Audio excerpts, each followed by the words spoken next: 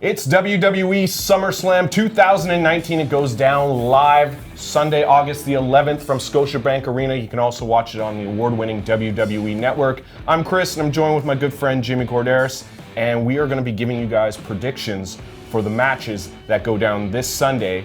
Jimmy, let's get right to it. Let's start off with, as you like to refer to him as, the adrenaline junkie, Shane McMahon. He's taking on Kevin Owens, who is packing stunners. He's packing, he's really coming off like Stone Cold Steve Austin here. Who do you like in this match? I gotta go with Kevin Owens in this one.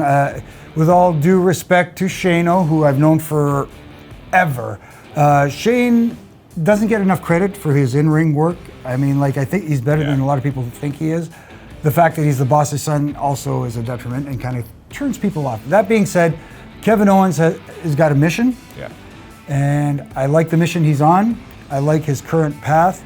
I'm okay with the stunner. Yeah. So am I. I'm fine with it. I like the fact that he's able to express himself a little more freely than some on the microphone, until it gets cut off, that is. But I fully expect Kevin Owens to come out on top in this one and not have to leave the WWE. Let's put it that way. I'm going to go with Kevin Owens as well. Yeah, I should have added in that loser. Is it loser leaves the WWE, or is it just if Kevin loses? Kevin, he because WWE. It doesn't matter if Shane. Well, he's left once before, but I'm going to go with Kevin Owens, and I agree with you on those points. I've enjoyed Kevin Owens using the stunner. It's a lot like the DDT and moves of the past, where you kind of see it and you go, that's Jake Roberts' move. Right. But in this case, I'm okay with this, especially since he's really good on the mic. The only other thing I'm wondering in this match is, what is Shane McMahon, if anything, what's he going to jump off of? I'm trying to think. I'm picturing the Scotiabank, and how high is that? No, that'll get moved up out of the way. I'm sure they'll find something high to jump off of. That's for sure. Moving on, the next match, we've got Charlotte Flair taking on hometown hero Trish Stratus. I'm going to go with Trish Stratus on this one. Who do you got this one? I think it's going to be Charlotte. I like the idea of the legends giving the rub to the next generation. I think that's what's going to happen here. Speaking of legends giving the rub to the next generation, there might be a little bit of a reversal on that here in a way. We're talking about, and this just came down on Monday night, Goldberg is going to be challenging Dolph Ziggler at SummerSlam. Who do you got in this one? Believe it or not, I'm going to go with Goldberg in this one. I think he's got a lot to prove, especially after his last match versus The Undertaker didn't go quite like he had hoped. I think he has a lot to redeem himself for, and he's going to be on a mission, and I think Dolph Ziggler is the perfect opponent for him in this situation, and he will come out on top. Ricochet won a gauntlet match, and now he has the right to challenge AJ Styles for the United States Heavyweight Championship. I look at this match kind of like if I was WWE, the WWE 2K team that makes the video games, I'd strap all the motion capture balls to these guys, because we're going to see some video game magic in this. I'm going to go with Ricochet here. I really like Ricochet. No disrespect to AJ Styles, but I really think Ricochet has got it in him to win this. What about yourself? I believe he does too, but this is going to be an interesting matchup because you talked about the video game concept. Ricochet is like a modern video game. AJ Styles is like Sega Genesis. You know what I mean? So you've got two generations of video games fighting each other. Who's going to come out on top? I still go with the experience factor. I like AJ Styles. I think he retains in this one. So Ricochet is a PS4 and AJ Styles is a Sega Genesis. AJ Styles is a big video game guy as well. So we've got Bayley and Ember Moon for the SmackDown Women's Championship. Bayley picked Ember Moon. She chose her opponent. Did she pick her poison in this match? Does Ember Moon have what it takes to beat Bayley? I think Ember Moon is, from an in-ring perspective, is good. She's missing something to be a complete WWE superstar. There's something missing there, in my opinion. That being said, I think Bayley is the most underappreciated in-ring talent. She's excellent in the ring, and she's got good bubbly personality, like a fresh baby face, like the old school baby face.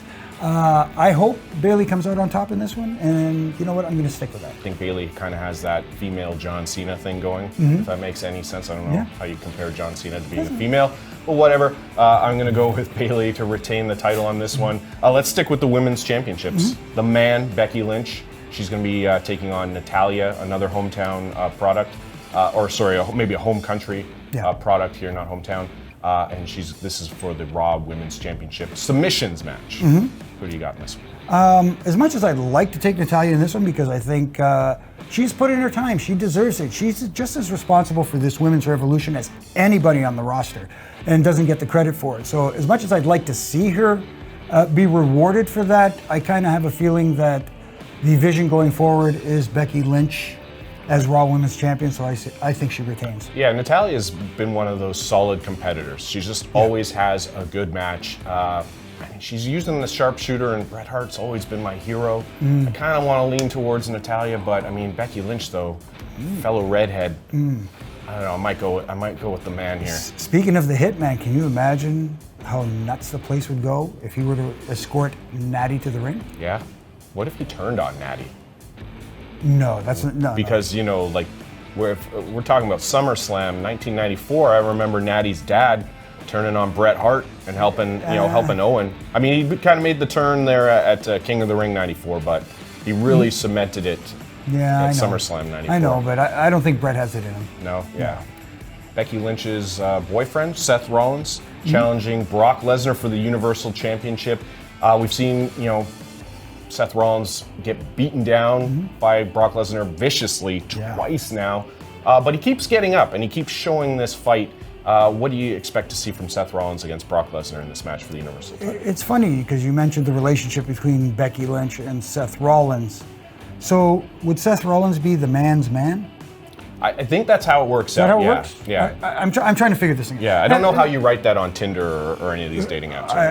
It's out of my realm. But anyways, I like the matchup. I like where they're going with this. I don't like the way they got there, though.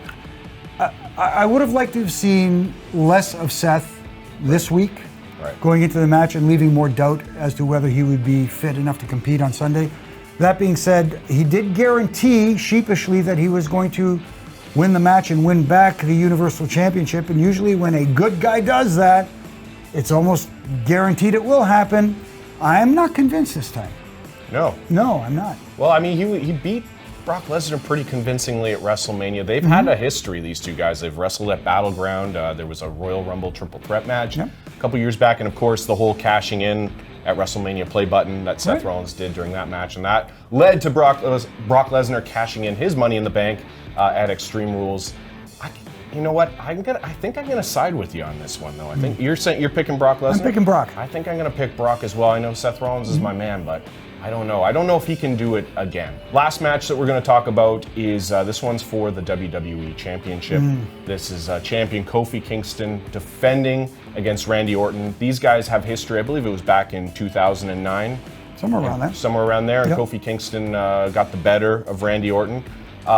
Little stat that off the top of my head, I came up with. 7 times in 28 defenses did the WWE Championship switch hands at SummerSlam. Ooh.